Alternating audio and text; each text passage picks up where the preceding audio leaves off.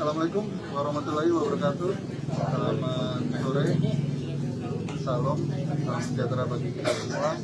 Pertama-tama kami mengucapkan permintaan maaf yang semulanya akan dipimpin oleh Bapak Kapolres, namun karena beliau ada kegiatan di Polda sehingga mewakilkan kami untuk melakukan rilis pada hari ini. Jadi dapat kami sampaikan ini adalah press release kasus penganiayaan anak yang mengakibatkan meninggal dunia dengan korban inisial ASK alias Ica berumur 5 tahun, salah satu masyarakat Kota Mobagu. Dapat kami sampaikan berdasarkan laporan polisi LP 198 bulan 5 tahun 2022 SPKT Polres Gorontalo Kota pada tanggal 19 Mei 2022. Dari hasil penyelidikan dan penyidikan, kami dari tim gabungan dari Resmob Polda Gorontalo, kemudian Inafis Polda Gorontalo, dan Satreskrim Polres Gorontalo Kota menindaklanjuti laporan dari masyarakat, dan selanjutnya dari tante korban membuat laporan kepolisian di Polres Gorontalo Kota. Selanjutnya kami berkoordinasi bekerjasama dengan Polres Kota Mobagu untuk mengamankan beberapa saksi dan jenazah untuk sebelumnya ditunda untuk pemakamannya. Kemudian setelah kami tiba, kami melakukan interogasi kepada terduga pelaku dan juga melakukan otopsi jenazah korban Ica di Rumah Sakit Bayangkara Manado. Kemudian dari hasil penyelidikan kami sudah melakukan gelar penetapan tersangka kepada 3 pelaku. Yang pertama, atas nama perempuan SI alias Oma Ariel, usia 66 tahun, alamat Kelurahan Molino, Kota Mobagu, yaitu selaku nenek tiri dari korban. Selanjutnya yang tersangka kedua adalah perempuan SWA alias Yuni, umur 27 tahun, alamat Kelurahan Molino, Kota Mobagu Barat, yaitu selaku ibu tiri dari korban. Yang selanjutnya tersangka ketiga laki-laki atau inisial KK alias Kendi, tahun 32 tahun, alamat Kelurahan Libo, Kecamatan Dumingi, Kota Gorontalo, selaku ayah kandung dari korban.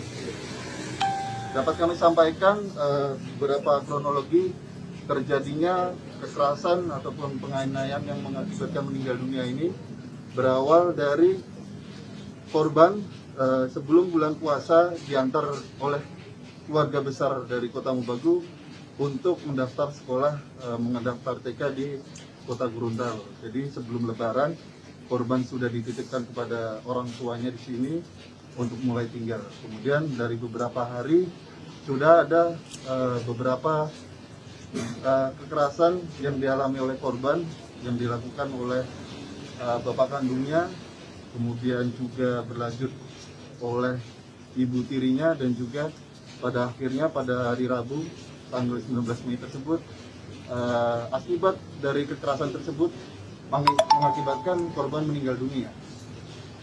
Dari situ kami melakukan olah TKP dengan mengamankan dan melakukan penyitaan terhadap barang bukti.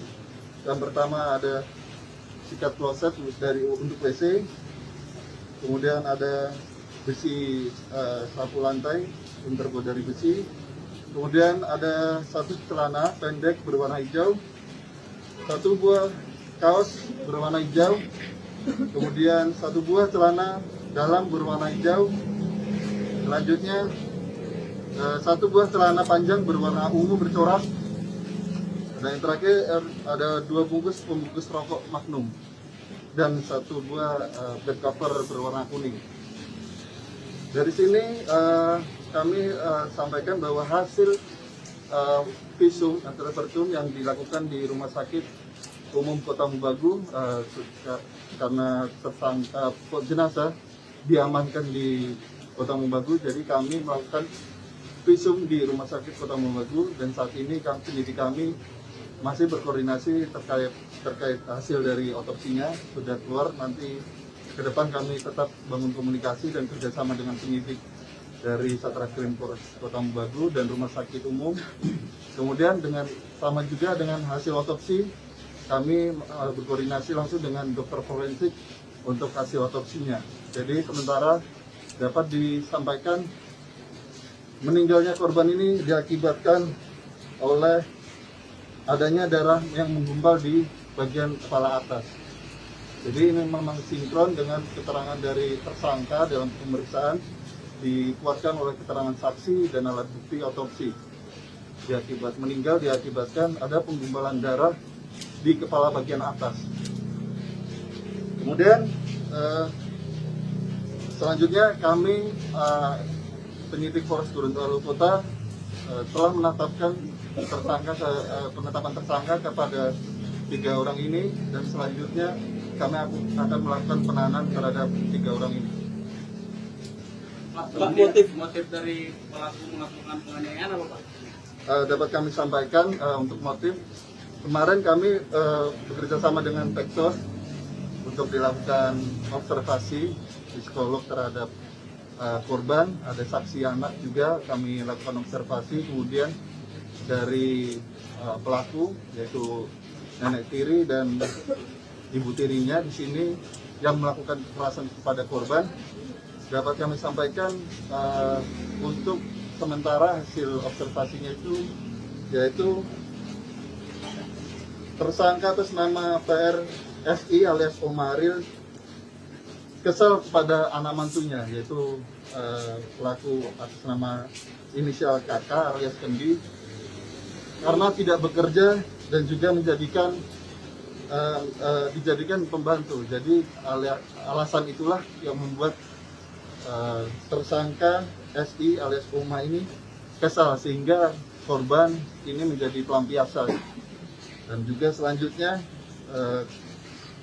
pelaku juga kesal terhadap korban karena korban ini nakal dan juga susah untuk makan.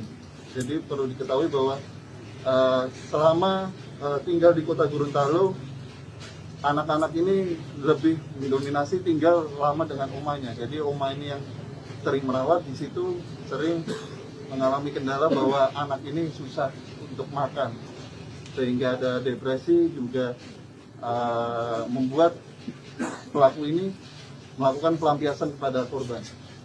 Dan juga ada faktor dari ekonomi juga. Pak, untuk korban ini itu dianiaya selama berapa hari, Pak, sampai dengan meninggal dunia? Kalau berdasarkan keterangan saksi, mulai dari hari kedua korban tiba di Kota Gorontalo telah dilakukan kekerasan oleh bapak kandungnya. Jadi bapak kandungnya selain melakukan pembiaran juga pernah juga melakukan kekerasan kepada korban. Di sini pelaku atas nama alias kakak alias Kendi, ketika korban tiba 2 hari, pernah melakukan kekerasan terhadap korban dengan cara menarik tangan langsung menendang di bagian kaki dengan alasan karena korban tidak mau makan. Untuk kekerasan selain menggunakan sapu itu ada kekerasan tangan, Pak? Ada kekerasan tangan yang dilakukan oleh ibu tirinya, menampar korban karena susah makan, dan juga pernah mencuri uang atau tanpa sepengetahuan orang tuanya mengambil uang. Itu mereka tinggal di mana waktu kejadian, Pak? Untuk kejadian yang bersangkutan tinggal di kos-kosan di Jalan Manggis, Kelurahan Libowo, Kecamatan Dungingi, Kota Gorontalo sebagai TKP. Pak, penyebab kematiannya, Pak? Penyebab kematian berdasarkan hasil otopsi, korban ini meninggal akibat pendarahan di kepala bagian atas. Pak, untuk perempuan sendiri itu dibilang seperti Dari hasil visum luar yang kami lakukan di Rumah Sakit Umum Kota Mobagu, di sana dokter menyampaikan memang betul di bagian tubuh, bagian tangan, kemudian ada juga di punggung, beberapa kali dari tersangka inisial SI alias neneknya ini melakukan menyulutkan api rokok ke beberapa bagian tubuh korban. Pak, terjadi penggumpalan di kepala itu apa akibat kekerasan benda tumpul atau? Kalau berdasarkan hasil pemeriksaan kami, karena tersangka ini pernah melakukan penendangan pada badan korban sehingga korban jatuh dan melukai kepalanya di bagian lantai, terkena lantai. Jadi bukan karena benda tumpul, Pak ya? Bukan. Pasal yang disampaikan Pak. Kami menerapkan pasal 80 ayat 3 dan ayat 4 junto pasal 76C Undang-Undang RI nomor 35 tahun 2014 tentang pelindungan anak, junto pasal 64 ayat 1 KUH pidana. Jadi ancaman pidana penjara 15 tahun ditambah 1/3 karena yang melakukan adalah beberapa tersangka ini adalah orang tuanya, ditambah 1/3 5 tahun hingga 20 tahun. Terima kasih sudah nonton.